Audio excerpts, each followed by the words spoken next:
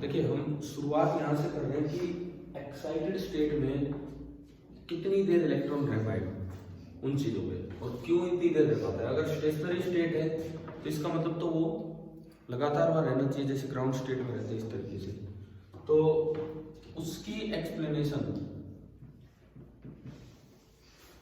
किसने दी थी, पढ़ चुके हम ये पहले भी, ये नाम अनसर्टेनिटी प्रिंसिपल, ठीक है। और इन्होंने अपने उसी अनसर्टेनिटी के तरीके से किस चीज को एक्सप्लेन किया। इन्होंने बताया कि ये जो आप एनर्जी दिखा रहे हो, एच एटम की एनर्जी जैसे दिखाते हो इस तरह से, तो हम बनाते हैं सबसे पहले ये ग्राउंड स्टेट, ठीक है। ग्राउंड स्टेट की कुछ एक एनर्जी होती है, जैसे और एच एटम अगर मैं बात करूं, हम पढ़ेंगे आगे बोर के कैलकुलेशंस में कि एच की एनर्जी होती है माइनस 13.6 इलेक्ट्रॉन वोल्ट। फिर हम बनाते हैं फर्स्ट एक्साइटेड स्टेट, ये इसकी एनर्जी कितनी होती है, अगर किसी को नहीं भी याद है तो ये चीजें आएंगी आगे अभी, ठीक है।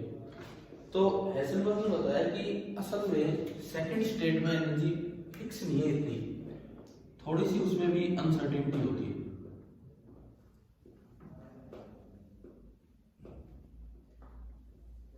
थोड़ी उसमें अनसर्टेनिटी होती है और बिल्कुल इतनी एनर्जी फिक्स नहीं होती, यहाँ फिक्स होती है। And this is delta E2, n बराबर 2 के लिए मैंने बोला डेल्टा E1 कितना है, 0। This the uncertainty in energy, थोड़ा बहुत इधर उधर हो सकता है, ठीक है। जब आप और हायर लेवल पे जाओगे तो वहां पे एनर्जी होती है माइनस 1.51 इलेक्ट्रॉन वोल्ट, वैल्यूज आएगी अपने पास। जितना ऊपर जाओगे अनसर्टेनिटी उतनी ही इंक्रीज होगी, जितना हम ऊपर जाएंगे अनसर्टेनिटी उतनी ज्यादा इंक्रीज होती जाएगी।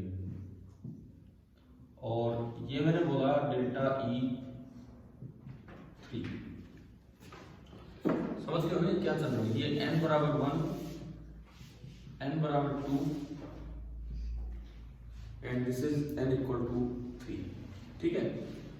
अब इसमें क्या होगा कि हेज़नबर्ग ने तो अपना वही प्रिंसिपल ही लगा दिया उसी तरह का, जैसे पहले उन्होंने कहा था delta P into delta x is near equal to h bar, h upon 2 pi पढ़ा था हमने। तो यहाँ पे इन्होंने बोला कि दो टर्म्स हैं डेल्टा E, इसका मतलब तो है एनर्जी अनसर्टेनिटी इन स्टेशनरी स्टेट, कि जिसको आप स्टेशनरी स्टेट बोल रहे हो उसमें भी थोड़ी बहुत एनर्जी में क्या रहती है, अनसर्टेनिटी। और डेल्टा टी का मतलब है कि कितनी देर इलेक्ट्रॉन उस स्टेट में रह सकते हैं। डेल्टा टी का मतलब है टाइम फॉर विच, ये एवरेज वैल्यूज होती है, average values, time for which the electron can stay in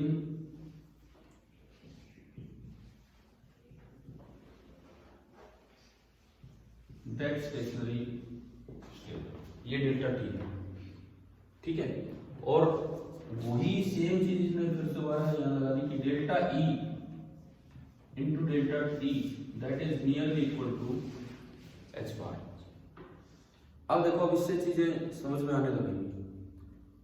सबसे पहले मैं फर्स्ट स्टेट के ऊपर जाता हूँ, पहली स्टेट जो है, आप एक बार नोट कर लो, फिर एक एक स्टेट से हम स्टार्ट करते हैं।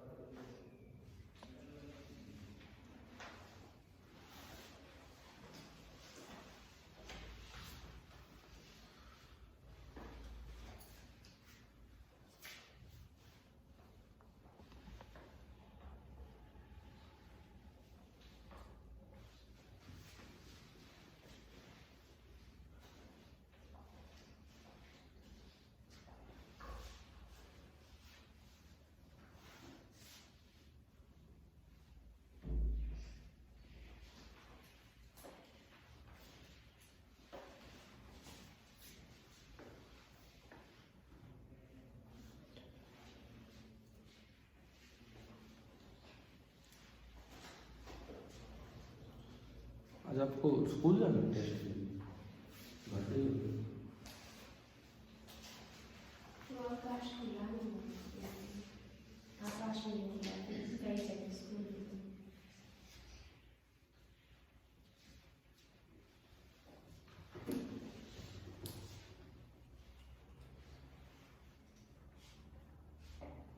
हो गया ना?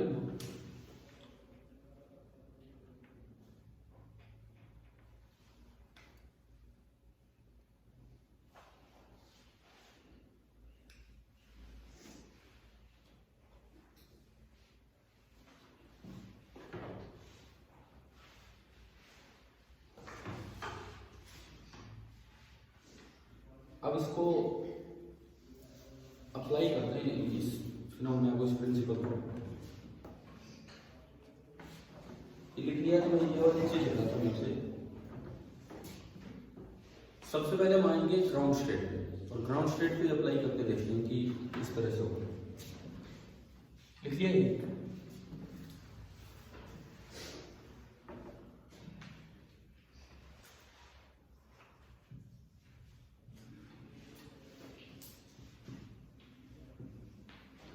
ग्राउंड स्टेट में डेल्टा ई कितना है?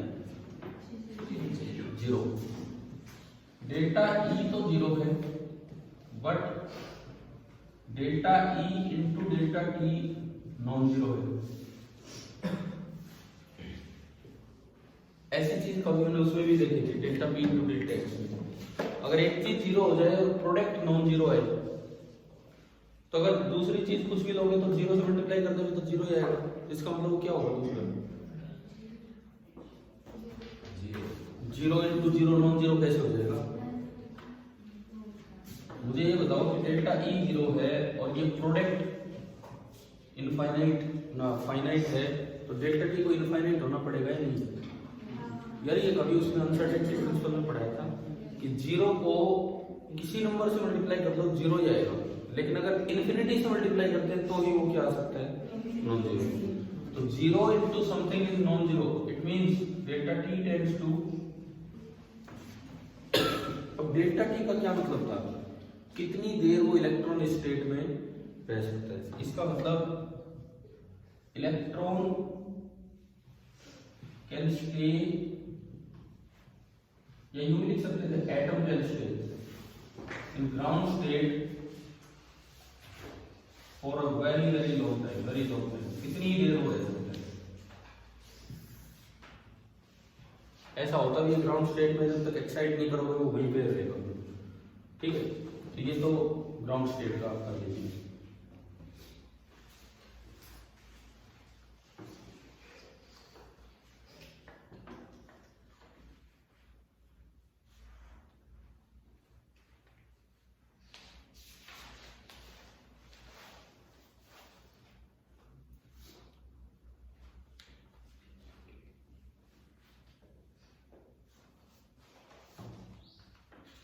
इसके बाद चल रहे फर्स्ट एक्साइटेड स्टेट पे, फिर उनसे चीजें समझ आ जाएंगी कि क्या है।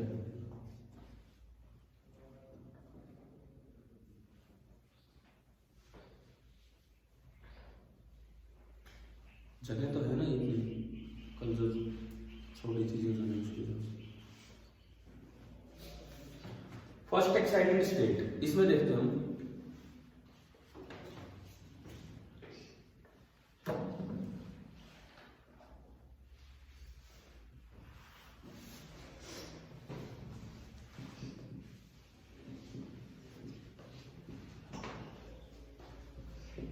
अब देखो ये पाया गया है कि फर्स्ट एक्साइटेड स्टेट में नियरली एवरेज लाइफ जो है इलेक्ट्रॉन की वो 10⁻⁻8 सेकेंड है। वो जैसे उन्होंने मेजर किया, फर्स्ट एक्साइटेड स्टेट में जो एवरेज लाइफ वो 10⁻⁸ सेकेंड है। इसका क्या रीजन है? फर्स्ट एक्साइटेड स्टेट में जो डेल्टा ई होता है, ये जो डेल्टा E2 है, this is nearly of the order of 10⁻⁷ electron volt. ये इतना होता है 10⁻⁷ इलेक्ट्रॉन वोल्ट। जूल में कितना हो गया? 10⁻⁻19 से मल्टीप्लाई करें, यानी कि डेल्टा E2 नियरली 10⁻⁷ -26 जूल। अब मैं डेल्टा टी निकाल रहा हूं यहां से, तो जो डेल्टा टी होगा, delta T T2 that is nearly of the order of h bar upon delta E. h बार में 10⁻⁻34 आता है 34, जो h में आता है वही इसमें आता है, यानी कि जो डेल्टा T2 आया 10⁻⁻34 अपॉन ऐसा यूनिट में चल रहा है ये तो जूल सेकंड और डिवाइडेड बाय 10⁻⁻26 जूल। तो डेल्टा टी कितना आ गया यहाँ से, नियरली 10⁻⁻8 सेकेंड। समझ आया? इसका मतलब electron can stay in this state for an average time of लगभग इतना ही। तो ये वैसे तो नाम है स्टेशनरी स्टेट, लेकिन इसमें कुछ अनसर्टेनिटी होने की वजह से वो यहाँ पे नहीं टिक पाता है। समझ रहे?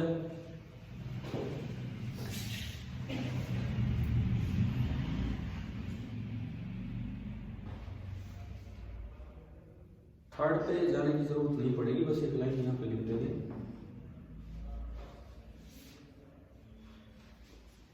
खत्म हो गया पेज, फिर ऊपर क्यों लिख रहे हो?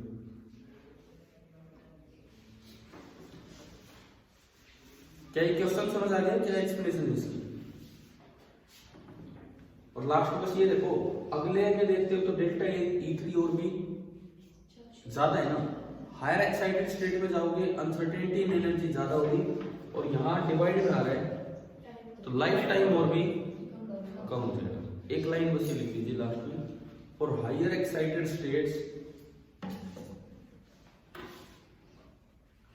for higher excited states delta E is more,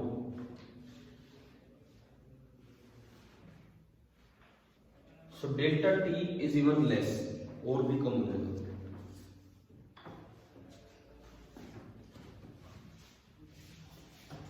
delta T is even less, और भी ज्यादा कम हो जाएगा।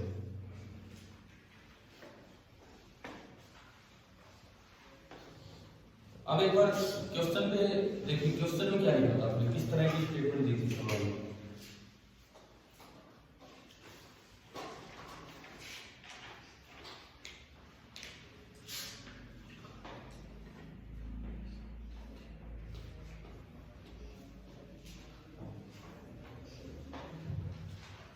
ये लिखा है ना कि क्या ये स्टेशनरी स्टेट है या नहीं।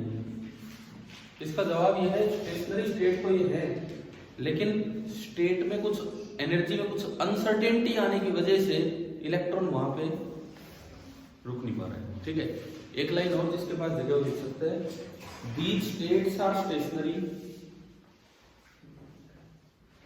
These states are stationary but electron cannot stay for a long time, electron cannot stay for a long time due to uncertainty in energy। बस इतना बहुत है। electron cannot stay for a long time due to uncertainty in energy।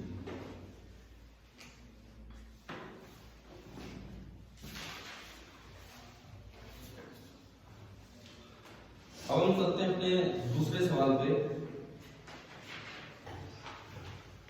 दूसरा सवाल ये था कि जो नील बोर ने जो क्वांटाइजेशन प्रिंसिपल दिया एंगुलर मोमेंटम का, उसकी क्या एक्सप्लेनेशन है यूजिंग मैटर वेव्स। पहला सवाल इतना कॉमन नहीं है, दूसरा सवाल बहुत कॉमन है, सीधा बोर्ड एग्जाम के लिए बहुत इंपॉर्टेंट क्वेश्चन है। वो मैटर वेव ना लिख के कई बार यूं कह देते हैं डी ब्रोय ने क्या एक्सप्लेनेशन दी वो दीजिए, तो आप आंसर में हेडिंग डाल दो। दूसरा जो सवाल था कल का, उसके आंसर में आप एक हेडिंग डाल दीजिए कि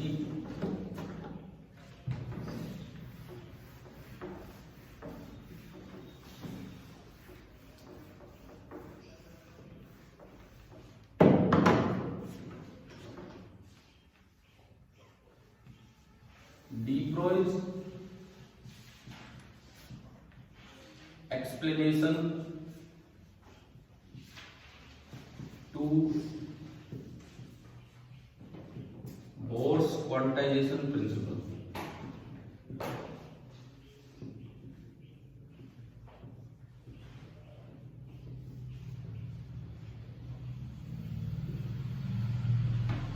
De Broy's explanation to Bohr's quantization principle. दूसरे की शुरुआत ऐसे होती है।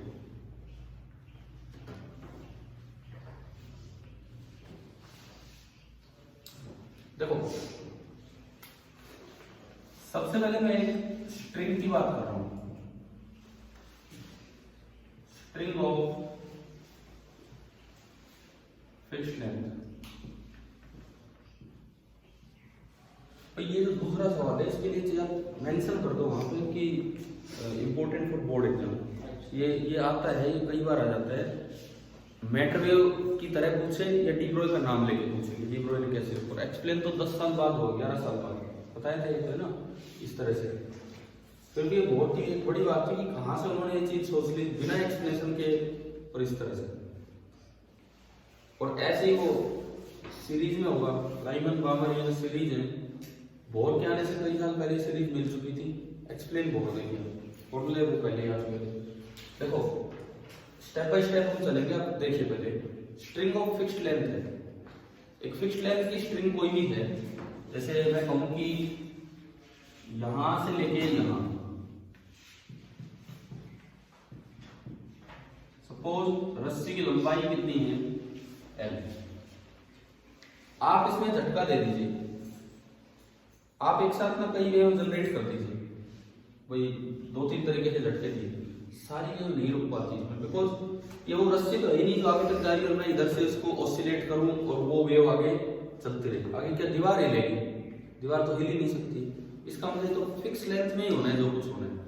तो ऐसे केस में क्या होता है, आप जब इसको झटका देते हैं तो आपने एक वेव जनरेट की जो इधर से चलती है, लैम्डा वेवलेंथ की। उस दीवार के लिए ये कैसी वेव है? Incident wave. लेकिन दीवार से वापस रिफ्लेक्ट होके भी आती है। जब इंसिडेंट और रिफ्लेक्टेड वेव अपोजिट डायरेक्शन में मिलती है, एक ही वेव, एक जैसी wave, same amplitude same frequency, वो मिलती है तो एक नई फॉर्मेशन हो जाती है जिसको नाम दिया जाता है, 11वीं में पढ़ा होगा, स्टैंडिंग वेव्स। पढ़ा होगा नहीं? ठीक है। तो यहाँ पे क्या होता है कि स्टैंडिंग वेव्स बन जाएंगी। मतलब अगर रस्सी पूरी आगे तक होती, मैं इधर से ऑसिलेट करता तो मुझे पैटर्न नजर आता कि भाई ये पैटर्न यूं चल रहा है। स्टैंडिंग वेव में क्या होता है, ये दीवार हिल सकती है क्या? और ये भी नहीं। यानी कि ये पॉइंट परमानेंट रेस्ट पे है। नोड नाम सुने? नोड, एंटी नोड, नाम याद तो आ जाते होंगे थोड़े बहुत, +1 के नाम है। ये नोड है जो परमानेंट रेस्ट पे है। ये भी एक नोड है, तो दीवार ये भी नहीं हिलेगी, परमानेंट रेस्ट पे है। दो नोड्स के बीच में बनता है एंटी नोड जिसका एम्पलीट्यूड सबसे ज्यादा होता है। तो ये देखो कैसे उछलेगी रस्सी, वो ये सुनिए। मान लो मेरा हाथ है, ये एंड फिक्स है, ये एंड फिक्स है, ये दोनों एंड यहीं रहे। अब आपने एक बार वेव जनरेट करके छोड़ दी, जो वेव इसमें रह पाएगी वो ऐसी रह पाएगी कि यूं ऊपर गई पूरी रस्सी एक साथ, फिर सीधी हुई, फिर पूरी रस्सी नीचे। मतलब ये रस्सी यहीं उछलती रहेगी, दीवार बिल्कुल नहीं लेगी। समझ रहे हो क्या? इसी को बोलते हैं स्टैंडिंग या स्टेशनरी वेव, क्योंकि आगे तो जा ही नहीं रही वेव, दो पॉइंट्स के बीच में फिक्स होगी। या फिर और क्या पैटर्न जनरेट हो सकता है, यहाँ नोड, बीच में एक और नोड आ जाए, रस्सी इस तरह उछलने लग जाए कि रस्सी के दो हिस्से नजर आ रहे हैं मुझे, एक हिस्सा ऊपर जा रहा है तो एक हिस्सा उस समय नीचे, फिर सीधी होगी, फिर ये ऊपर जाएगा और ये नीचे। समझ रहे हो? इस तरह के पैटर्न्स बनते हैं। तो पहले वाला मैंने बताया उसे बोलते हैं फंडामेंटल मोड, MOD, नोड दी मोड। दूसरे को बोलते हैं फर्स्ट ओवरटोन। कुछ नाम याद आ रहे हैं क्या? आ रहे हैं। तो इस तरह से चलता है। तो एक बार समझो, उससे ही डी ब्रॉय ने एक्सप्लेन किया था इस सारी चीज को। होता क्या है, आप दुनिया में लिखवाऊंगा एनसीईआरटी बुक से ही लिखवाऊंगा और कहीं से नहीं। एनसीईआरटी बुक में पूरा एक्सप्लेनेशन दिया हुआ है, लेकिन पहले समझे इस चीज को। वहां डायग्राम नहीं है, बस आप इसको कई वेव्स इसमें डाल दीजिए। मान लो आपने जनरेट की, सबकी रिफ्लेक्ट होकर कुछ वेव आएंगी। बहुत सी वेव तो सप्रेस हो जाती है, इंसिडेंट और रिफ्लेक्टेड वेव के एम्पलीट्यूड जीरो बना देते हैं, खत्म। केवल कुछ ही वेव पैटर्न यहाँ रह पाएंगे। कौन सी वेव पैटर्न रह पाएंगे? जो स्टैंडिंग वेव्स बनाएंगे। स्टैंडिंग वेव्स में वो लाइन लिखने के बाद हम आगे बढ़ेंगे। स्टैंडिंग वेव्स में फर्स्ट स्टैंडिंग वेव का तरीका होता है जिसको हम बोलते हैं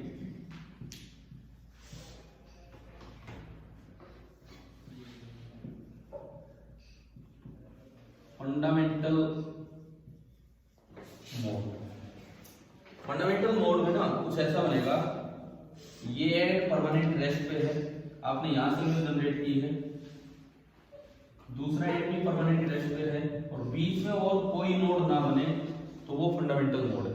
और इसमें जो पैटर्न बनेगा वो ऐसा बनेगा कि पूरी रस्सी यूं जाएगी, ठीक है, और ये जो बीच वाला पॉइंट है जो मैक्सिमम एम्पलीट्यूड के साथ जा रहा है, इसको नाम दिया जाता है, ये क्या है? Anti node. ये एक नोड है और ये भी एक नोड है। क्लियर है? अब देखो, ये याद रखना बड़ा आसान है कि कौन सी वेवलेंथ मैंने ऐसी भेज दी जिससे ये पैटर्न बना। ये याद रखना बड़ा आसान होता है कि मैं तो यहाँ से दुनिया भर की 3-4 वेव भेजी थी, 3 खत्म होगी, एक बची है, वो ये वाली बची है। ये कौन सी वेव है? कितनी वेवलेंथ मैंने भेजी थी कि वो अपनी रिफ्लेक्टेड वेव के साथ मिलके सुपर इम्पोज होकर ये पैटर्न दे, इसलिए आसान है। आप एक बार इस शेप को देख के बताओ, इस शेप आधी वेवलेंथ है कि पूरी वेवलेंथ है? जस्ट शेप देख के, अगर ये वेव होती, अगर एक पूरी वेव होती तो ये आधी वेव है या हाफ है ना? यानी कि ये जो रोप की लेंथ है L, रोप की जो लेंथ है ये पूरी L, आप इसको इक्वेट कर लो आधी वेवलेंथ से, लैम्डा बाई 2 से। ये है याद रखने का तरीका, बड़ी आसानी से याद हो जाता है। इट मींस अगर मैं यहां से लैम्डा बताऊं तो लैम्डा कितना आ गया? 12। मतलब मैंने 3-4 वेव भेजी थी, केवल वो वाली वेव रह पाई है, यहाँ पे सस्टेन हो पाई है जिसकी वेवलेंथ कितनी थी? 12। जिसकी वेवलेंथ थी 12। समझ में आया? बाकी खत्म हो गई। इसको हम इस तरह से याद करेंगे, 12 इज इक्वल टू लैम्डा। अभी समझेंगे कुछ बात, फिर उसको आगे अप्लाई करेंगे, ठीक है। उसके बाद फंडामेंटल मोड के बाद अब मैं चलता हूं फर्स्ट ओवरटोन। फर्स्ट ओवरटोन कौन सा पैटर्न होगा? एक और भी पैटर्न इसमें एग्जिस्ट कर सकता है। कौन सा पैटर्न एग्जिस्ट कर सकता है वो देखो, ये रस्सी की लंबाई की पूरी है, यहां भी नोड रहे, यहां भी नोड रहे, ये तो फिक्स है, लेकिन बीच में, बिल्कुल बीच में क्या बन जाए? एक और नोड बन जाए। अब ये रस्सी किस तरह से उछलेगी कि जब ये वाला हिस्सा ऊपर जाएगा उस वक्त ये वाला हिस्सा नीचे। ये दिखने में एक वेव लग रही है लेकिन ये ट्रेवल नहीं कर रही, ये स्टैंडिंग वेव है, ये कुछ नहीं हो रहा है, ये ऊपर गए या नीचे गए। ये वाला पार्टिकल यही उछलता रहेगा, कहीं नहीं, ठीक है। पार्टिकल तो वेव में वैसे भी नहीं चलते, लेकिन एनर्जी भी आगे नहीं बढ़ रही। इस इन पोर्शंस के बीच में जो एनर्जी है वो बस इसी पे रहेगी, आगे नहीं जा रही। फर्क ये है जब ये ऊपर जाएगा तो हिस्सा नीचे, ठीक है। अब मुझे बताओ कौन सी वेवलेंथ मैंने ऐसी भेज दी जिससे ये वाली वेव बनी होगी? ये याद रखना फिर वही तरीका। इस शेप कैसी नजर आ रही है? एक पूरी वेव की तरह नजर आ रही है। इट मींस आपको जो ये L दिख रहा है, आपको जो ये L दिख रहा है, this L is equal to lambda, ठीक है। या मैं अगर 12 की बात करूं, क्योंकि ऊपर 12 कितना आया था? लैम्डा। यहां 12 कितना आया? 2 लैम्डा। नेक्स्ट में 12 कितना आएगा? 3 लैम्डा। समझ गए हो? एक सीक्वेंस चल पड़ी है। तो अगर आप इस तरह से आगे बढ़ाएंगे, ये फर्स्ट ओवरटोन 12 हो गया 2 लैम्डा, ठीक है। अगर जहां पे आप जाएंगे और n-1 ओवरटोन आएगा, n-1 ओवरटोन, तो उसके लिए 12 कितना हो जाएगा? देखो फर्स्ट ओवरटोन है तो एक बढ़ा के 2 लैम्डा, फर्स्ट ओवरटोन का मतलब सेकंड वाला ही हार्मोनिक है, तो ये कितना हो जाएगा? n lambda. समझ में आए? इसका मतलब वेव थ्योरी ये कहती है, सिंपल वेव, मैकेनिकल वेव वाली थ्योरी, कि अगर कहीं फिक्स लेंथ हो, जैसे यहाँ पे L लेंथ फिक्स थी, किसी एक जगह से आपने कोई वेव जनरेट की, स्टैंडिंग वेव तब ही बन पाएगी जब जहां से आपने वेव जनरेट की है वहां तक जाने और आने की पूरी लंबाई 12 कैसे बन रहा है, एल गई और एल आई 12 हो गया, वहां तक जाने आने की पूरी लंबाई या तो फुल वेवलेंथ हो लैम्बडा या 2 लैम्बडा या 3 लैम्बडा या 4 लैम्बडा, ऐसी लैम्बडा अगर आप भेजेंगे ना, ऐसी लैम्बडा भेजेंगे तो वो ही यहाँ पे स्टैंडिंग वेव बना पाएंगी और बाकी सब सप्रेस होकर अपनी रिफ्लेक्टेड वेव से मिलकर खत्म हो जाएंगी और वेव यहाँ पे एडजस्ट नहीं कर पाएंगी।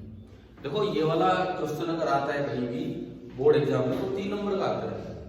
बच्चा क्या करता है, एक जगह से शुरुआत करेगा, अभी बताऊंगा वहां तक तो हम पहुंचे भी नहीं, और 2 स्टेप में 2 मैथमेटिकल स्टेप्स में करके उसको खत्म कर देता है। फिर 3 नंबर कौन देगा वहां पे? पहले आप ये बताओ क्या ये समझ आया? ठीक है, तो शुरुआत कीजिए इसकी, एक हेडिंग डाली होगी, उसके बाद 2 string of fixed length, you लिख दो standing waves in a string of fixed length,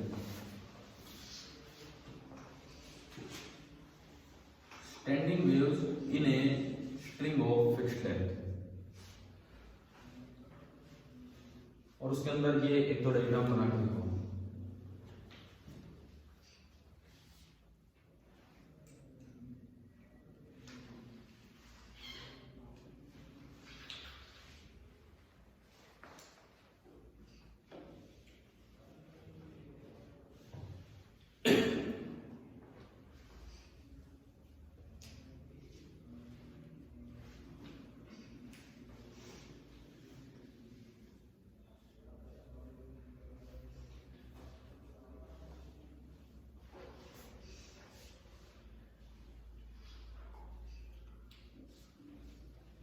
ये बना के 2-3 लाइनें हैं वो लिखेंगे हम, है तो बुक की लाइनें पर समझेंगे लिखेंगे क्या है।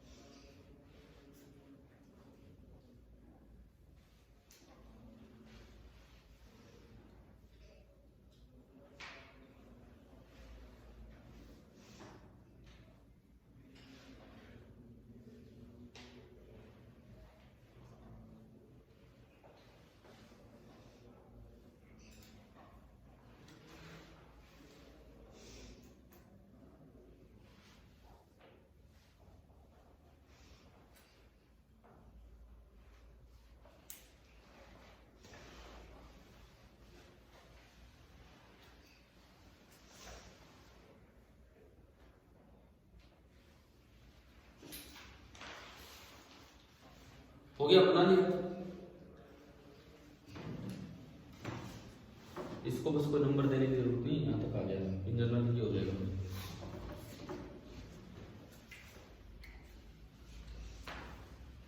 अब देखो इस चीज के साथ क्या 2-3 बातें लिखनी है और फिर उसे पार्टिकल वेव मैटर वेव पे लेके जाएंगे।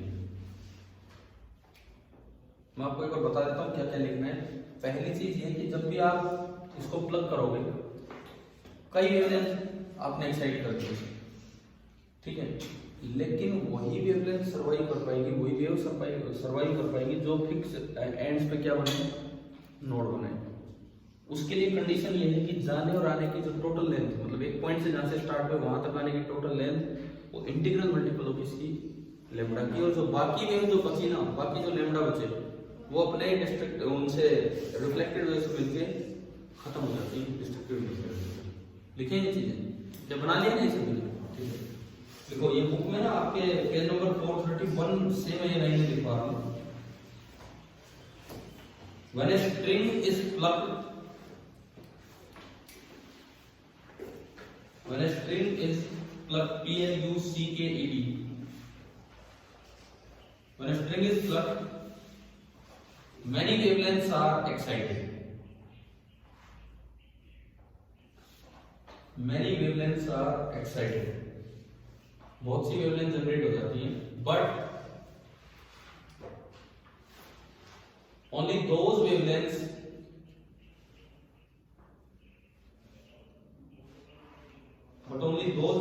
survive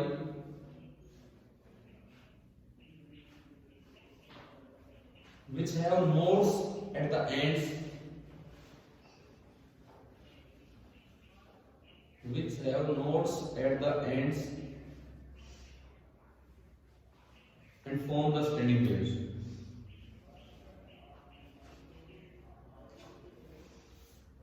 And form the standing waves. अच्छा, ऐसा कब होगा? It happens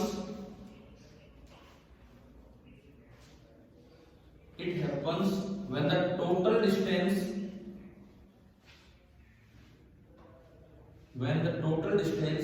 traveled by a wave, it happens when the total distance traveled by a wave down the string and back, मतलब जाना और आना,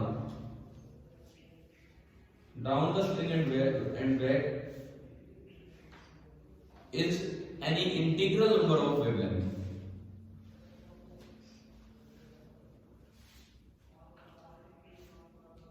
Is any integral number of wavelength. 2l बराबर n lambda आई ना हमारी इक्वेशन, ठीक है। तो बाकी होगा क्या होगा, लास्ट लाइन इसमें लिखो, other wavelengths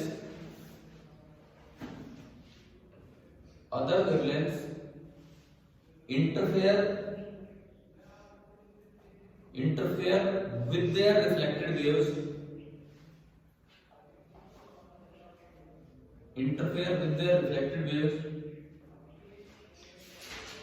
and their amplitudes drop to zero.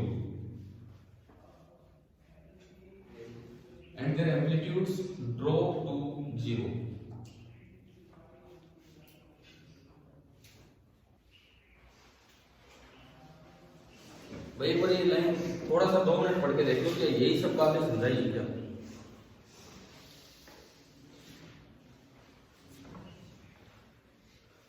आपकी बुक में जो लाइन है वही एज इट इज ही लिखवाई है मैंने, बस थोड़ा बहुत हल्का फुल्का कम ही किया होगा उसको, कुछ नहीं। ठीक है, अभी आंसर पूरा न्यू है। अब देखो, क्या ये बात आपको समझ आ गई कि कौन सी वेव यहाँ एग्जिस्ट कर पाएंगे अगर फिक्स लेंथ हो तो? अब यूं बताओ, जब इलेक्ट्रॉन रिवॉल्व कर रहा होता है, मैंने एक दिन एक सवाल लिया था, एक बॉल ली थी क्या और एक इलेक्ट्रॉन, तो गोल बॉल तो किस तरह बिहेव कर रहा था? पार्टिकल की तरह, और जो इलेक्ट्रॉन है वो वेव की तरह। तो डी ब्रॉय ने बोला कि जब इलेक्ट्रॉन न्यूक्लियस के अराउंड घूमता है तो पार्टिकल नहीं, वो किस तरह बिहेव करेगा? वेव की तरह। और उसकी लेंथ फिक्स है, किसी भी रेडियस की लंबाई फिक्स है r, किसी भी ऑर्बिट का रेडियस फिक्स है r, तो उसकी लंबाई भी तो फिक्स होगी, कितनी? 2πr। तो जाने आने की जो टोटल लेंथ है यहाँ तो 12 है, वहां वेव है लेकिन वो लेंथ फिक्स है, तो इसी इक्वेशन में 12 की जगह क्या आ जाना चाहिए? 2πr। तो ये आर्गुमेंट क्या था वो आप लिखिए इसके बाद। D Broglie argued that the electron in the Bohr's orbit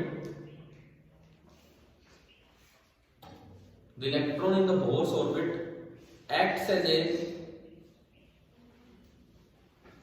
a particle wave लिख दो चाहे मैटर वेव लिख दो।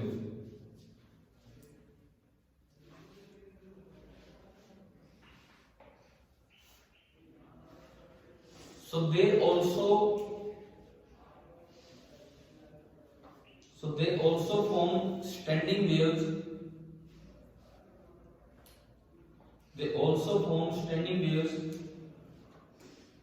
Under same resonant conditions.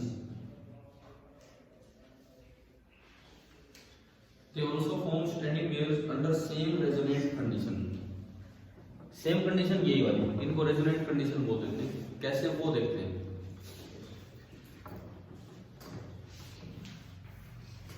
D Broglie ने बोला कि भाई इलेक्ट्रॉन एक वेव की तरह बिहेव करेगा।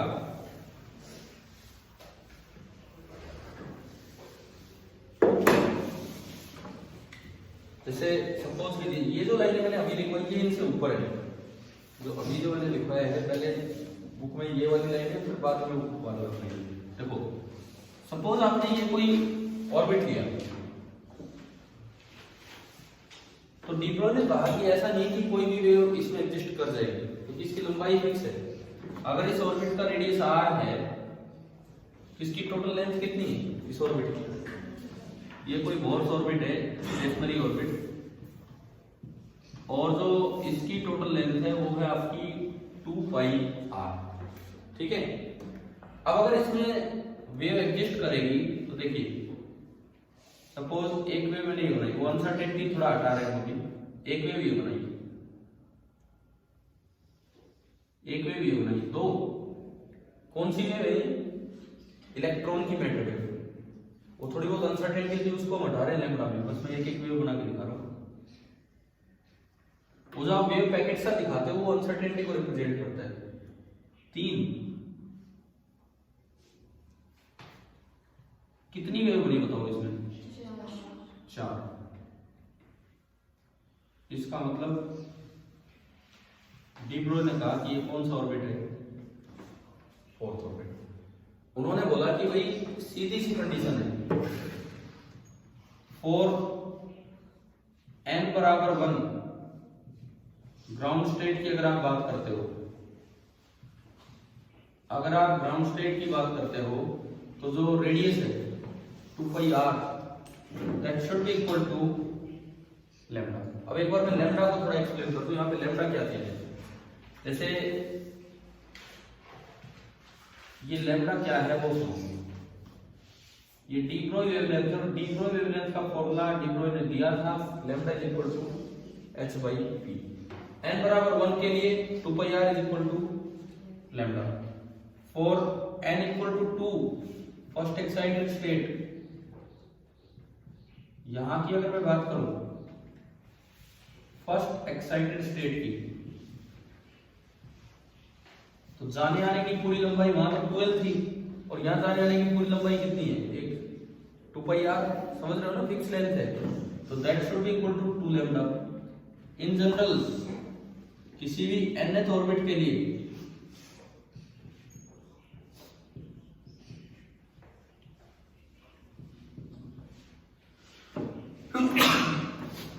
पाई r is equal to 2 pi r is equal to n lambda. ठीक है। और लैम्डा है कितना? h by p। तो देखिए 2 pi r is equal to n into h by p। Momentum कितना होता है? Mass into velocity. तो ये आपका आया 2 pi r is equal to n into h upon mass of electron into velocity. m और b को इधर उठा लाओ, r यहां है equal to n into h upon, और mvr किसका फॉर्मूला है? Angular momentum. बताया था ये पीछे वो कंडीशन जब लिखी थी उस समय। ठीक है। तो ये आपका आ गया कि l is equal to n h upon 2 पर। तो ये देखो 10 साल पहले बोर ने बताया था, 10 साल बाद जाके डी ब्रोई ने एक्सप्लेन किया है। ठीक है। तो बोर के पास एक्सप्लेनेशन नहीं थी इस चीज की। क्या आपको समझ आ गया है कि? अब जैसे जब सवाल आता है ना, बहुत से बच्चे यार शुरुआत यहां से कर देते हैं। अब ये कोई एक्सप्लेनेशन थोड़ी है, ये तो आपने ये कैसे लाए हो, ये कैसे लाए हो, तो इसके लिए पहले आपको किस पे जाना पड़ेगा? स्ट्रिंग वेव पे जाना पड़ेगा। इवन इनसाइड बुक ने पूरा एक्सप्लेन किया, डायग्राम नहीं बना रखी। ठीक है। तो बोर्ड एग्जाम के लिए तो अच्छे से एक्सप्लेन करना है इस पूरी चीज को, कर लीजिए।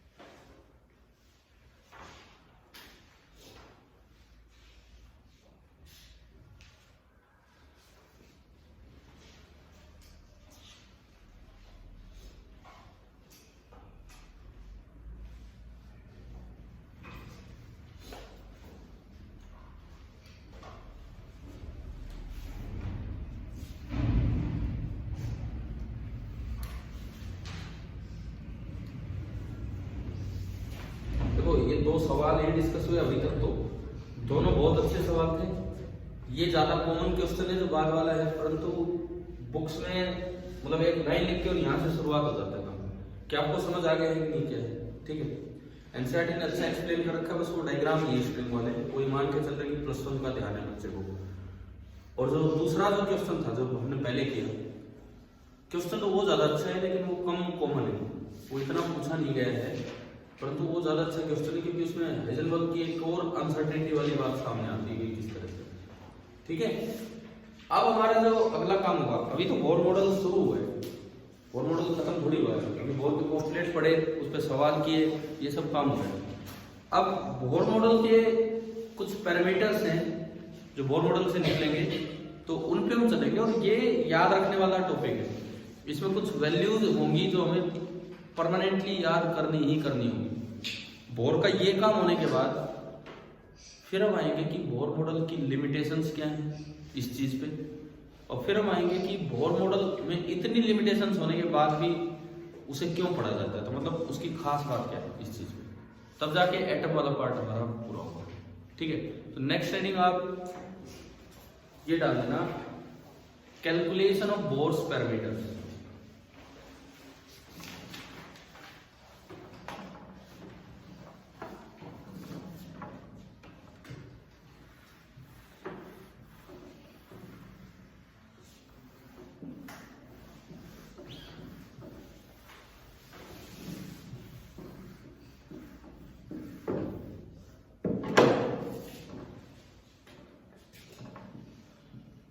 अब हम बोर मॉडल के कुछ पैरामीटर्स कैलकुलेट करेंगे।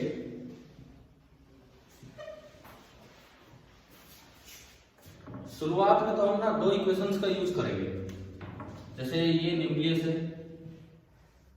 जिसपे चार्ज है Ze और बाहर घूम रहे इलेक्ट्रॉन जिसपे चार्ज है -e, radius of the orbit है r एंड स्पीड है v। पहले तो मैं सिंपल दो इक्वेशन बनाऊंगा। फोर्स की इक्वेशन k की टर्म्स में मैं चलता हूं,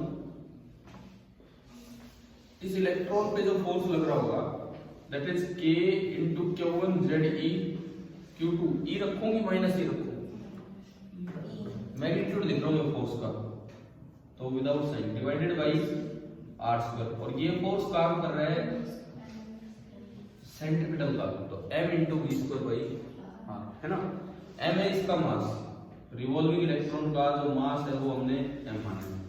एक इक्वेशन तो ये, दूसरी इक्वेशन एनर्जी इक्वेशन, ये तो फोर्स की इक्वेशन है।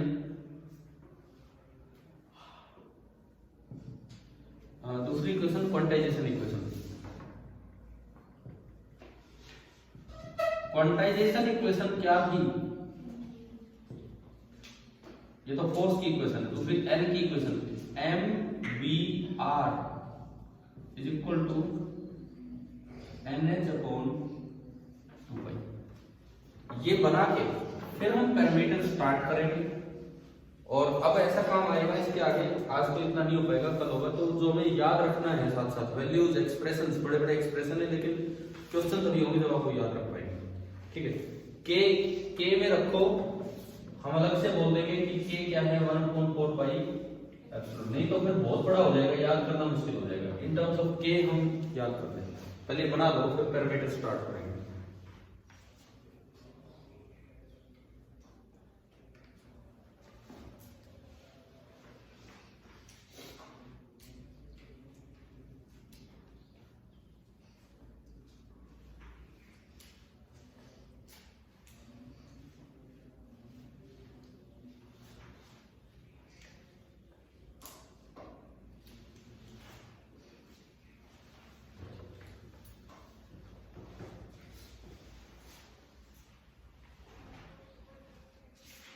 सबसे पहला पैरामीटर आता है radius of orbits.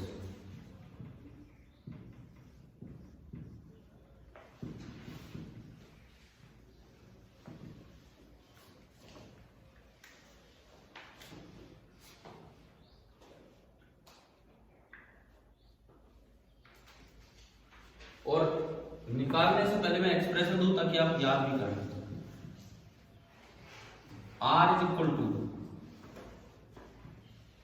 n square h square. n भाई ये ऑर्बिट है, मैं nth ऑर्बिट की बात कर रहा हूं, कोई भी nth orbit, 4 pi square m k z e square, n square h square upon 4 pi square m k z e square. पहले अपना एक्सप्रेशन लिख लो और ब्लॉक में डाल दो, ये याद होना चाहिए पूरा। k की टर्म में k है 1/4 पाई एप्सिलॉन।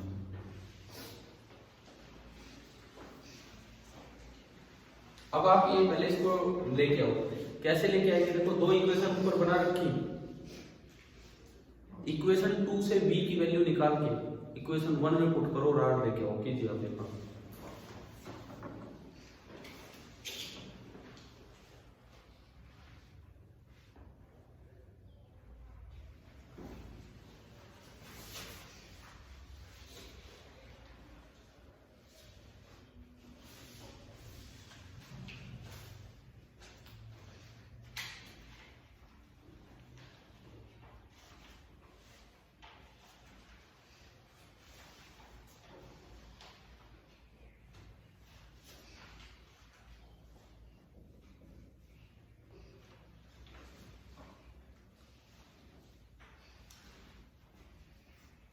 इक्वेशन 2 से b की वैल्यू निकाल के इक्वेशन 1 में पुट कीजिए और देखिए ये बनना चाहिए, इसको याद ऐसे ही रखना है, n square h square upon 4 pi square m k z e square.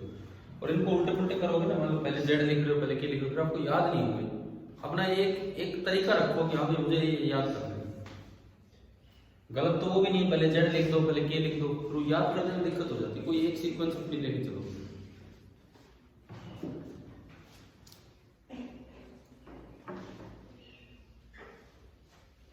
आ गया?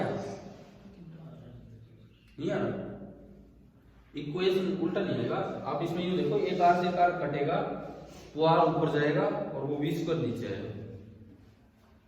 ढंग से करो, इक्वेशन नंबर 2 से v निकालो, v में भी एक आर आएगा, ठीक है, वो कट पिट के और देख लो फिर आर क्या आएगा, उसको इक्वेशन 1 में पुट कीजिए,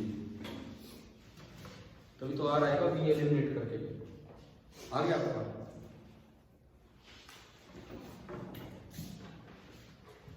तो यहां से भी लिख लेना NH अपॉन 2 पाई mr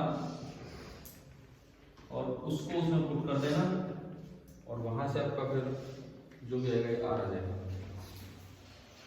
कर लेना, बाद में कर देना ये काम तो, ठीक है। अब इधर ध्यान दो, मेन बात है ये एक्सप्रेशन आ गया। अब इसमें कुछ और बातें हैं जिन पे हमारा ध्यान जाना चाहिए। किस किस चीज पे आर डिपेंड कर रहा है उसको मैं देखूं। इसमें परमानेंट कांस्टेंट क्या क्या है? h स्क्वायर, 4 पाई स्क्वायर और k, चलो e भी मान लो। मैंने कुछ चीजें छोड़ दी, n m और z, k कहां छोड़ा है? k तो कांस्टेंट है, k कांस्टेंट है, n m और z है, क्योंकि इन तीनों चीजों पे कैसे डिपेंडेंस है वो हमें याद रखना है। m भी क्यों छोड़ दिया यार? m तो इलेक्ट्रॉन का फिक्स होता है, लेकिन एक और h एटम होता है, म्योनिक h एटम, म्योन, उसमें इलेक्ट्रॉन नहीं, उसमें म्योन घूम रहा होता है, MUON, म्योन। म्योन एक ऐसा पार्टिकल होता है, म्योन एक ऐसा पार्टिकल होता है जिसका चार्ज तो इलेक्ट्रॉन जितना ही है, मास 207 टाइम्स होते हैं मास ऑफ इलेक्ट्रॉन। अभी last to last year board exam में क्वेश्चन आ गया था कि म्योनिक हाइड्रोजन एटम का रेडियस बताओ ग्राउंड स्टेट का। बोर्ड एग्जाम का सवाल है, कहीं बाहर से नहीं आया, आपके एनसीईआरटी बुक की एक्सरसाइज का आखिरी सवाल है। एक्सरसाइज का आखिरी सवाल देखोगे, अगर कर रखी होगी एनसीईआरटी तो आराम से बच्चा करके आएगा वो, ऐसा नहीं कि कहीं बाहर से पूछ लिया। अभी मैं करवा रहा हूँ इसको, देखो आप इधर ध्यान दो। तो अगर ये पैरामीटर तक आप पहुंच गए हो तो तीन बातें जो आपको याद रखनी है। पहली चीज, R is directly proportional to n square. इसका क्या मतलब है? R directly proportional to n square का क्या मतलब है कि जो फर्स्ट ऑर्बिट का रेडियस होगा और जो सेकंड ऑर्बिट का रेडियस होगा और जो थर्ड ऑर्बिट का रेडियस होगा वो इवनली स्पेस नहीं है, बढ़ते जा रहे बहुत गति से, 1:4:3 क्यों चलेगी? मतलब अगर पहले ऑर्बिट का रेडियस r है तो अगले ऑर्बिट का 4r, अगले का नहीं r। मतलब उम्मीद तो ये करते हैं कि एक का r अगले का 2r हो जाए, अगले का 3r, लेकिन यहाँ तो गैप बढ़ता जा रहा है। तो पूछा जाए क्या स्टेशनरी ऑर्बिट इवनली स्पेस्ड है? नहीं, उनके बीच का गैप बढ़ता चलेगा। ठीक है, गैप तो बढ़ना भी था, बाहर जाओगे तो बहुत ज्यादा बढ़ रहा है। क्लियर है ना? इसका मतलब स्टेशनरी ऑर्बिट्स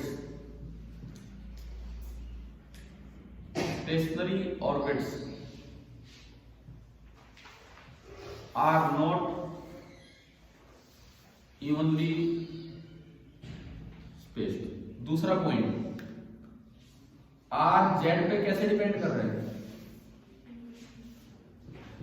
इनवर्सली प्रोपोर्शनल। ये कहां यूज हो जाता है? एच एटम के लिए तो जेड फिक्स है, एच एटम के लिए तो जेड फिक्स है, कितना होता है 1, परंतु कुछ एच लाइक आयंस होती हैं। देखो बोर मॉडल केवल उनके लिए लगता है जिसमें एक इलेक्ट्रॉन हो, ये मैं लिखूंगा लिमिटेशन में। एच एटम में तो जेड फिक्स है। हीलियम पॉजिटिव अगर आप कर दो उसमें भी तो एक ही इलेक्ट्रॉन है, हीलियम पॉजिटिव, लेकिन उसका तो Z2 हो जाता है। तो Z पे इनवर्सली डिपेंड कर रहा है। इसका मतलब रेडियस अगर आप लेंगे हाइड्रोजन एटम का किसी भी ऑर्बिट का, पहले ऑर्बिट का जैसे, और उसका रेडियस कंपेयर करें हीलियम पॉजिटिव से, तो इनवर्स रेशियो है। इनवर्स मतलब Z helium to Z hydrogen. Helium का Z कितना होता है 2 और हाइड्रोजन का 1, यानी कि हाइड्रोजन का रेडियस बड़ा है और हीलियम का रेडियस छोटा है। क्या 2 पॉइंट समझ आ गए? तीसरी बात, रिवॉल्विंग पार्टिकल के मास पे आर कैसे डिपेंड कर रहे हैं? Inversely, R is inversely proportional to M. इसका क्या मतलब है कि radius of hydrogen atom,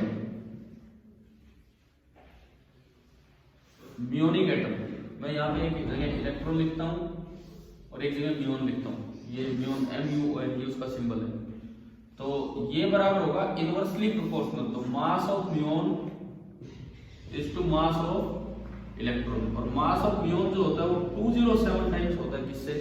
electron से। याद रखनी भाई ये बात, ये आ चुकी बोर्ड में, एनसीईआरटी का क्वेश्चन है।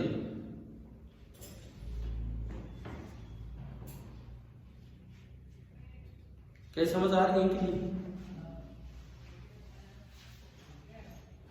हाइड्रोजन एटम जो होता है उसका रेडियस म्योन एटम से 207 गुना ज्यादा होता है, या म्योन का रेडियस हाइड्रोजन से 207 गुना कम होगा। और एक आखिरी और चौथा पॉइंट, लास्ट पॉइंट ये है कि फॉर एच एटम सिंप्लीफाई होके ये क्या फॉर्मूला बनेगा? फॉर एच एटम बोल दिया तो जेड भी फिक्स है, इलेक्ट्रॉन रिवॉल्व कर रहा होगा, एम भी फिक्स है, सब कुछ फिक्स है। सब कुछ फिक्स हो गया तो केवल एक n स्क्वायर बचा, और बाकी कांस्टेंट्स की जो वैल्यू पुट करते हैं तो वो हमें याद रखना होता है 0.529 एंगस्ट्रॉम आता है इनटू n स्क्वायर एंगस्ट्रॉम। ये लिखो, सारी कांस्टेंट्स की वैल्यू पुट करके ना ये आता है। तो हमें जितने भी हम पैरामीटर कैलकुलेट करेंगे ना, जितने भी पैरामीटर कैलकुलेट करेंगे सब में लास्ट में फॉर एच एटम जरूर लिखेंगे कि भाई छोटा होके क्या नंबर बन रहा है, और इन तीनों पे डिपेंडेंस भी जरूर लिखेंगे। ठीक है, और ये जहां आपने ये वाला पॉइंट लिखा है इसके साथ लिख दो एनसीईआरटी क्वेश्चन नंबर कौन सा है वो 17 है ना, एक्सरसाइज का 17 क्वेश्चन, एक पार्ट उसमें तो एनर्जी पूछे लेकिन एक पार्ट यहां से होगा।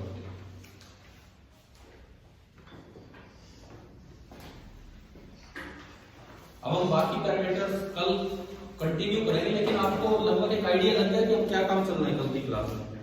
कुछ देर यही काम चलेगा और आपको हर बार एक वैल्यू याद करनी पड़ेगी, उसी से बात हो रही है। ठीक है, चलिए आगे बढ़ते हैं।